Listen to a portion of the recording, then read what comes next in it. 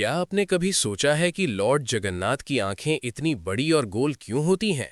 इसके पीछे एक अद्भुत और भावुक कथा छिपी हुई है, जो भगवान के प्रेम और करुणा को दर्शाती है।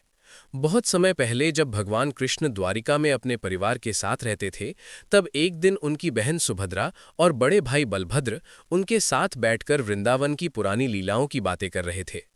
वे सभी उन दिनों को याद कर रहे थे जब भगवान कृष्ण गोकुल और वृंदावन में अपने भक्तों और गोपियों के साथ खेला करते थे।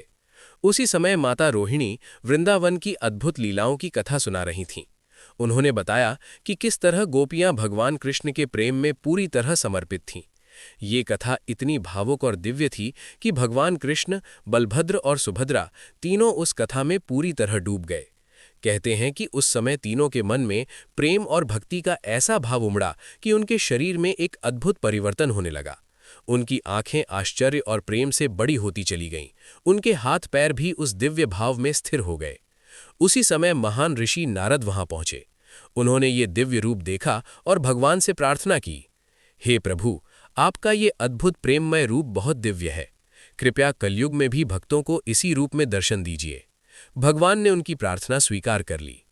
कई वर्षों बाद ओडिशा में जगन्नाथ टेम्पल का निर्माण हुआ और वहां भगवान जगन्नाथ, बलभद्र और सुभद्रा की मूर्तियां उसी दिव्य रूप में स्थापित की गईं।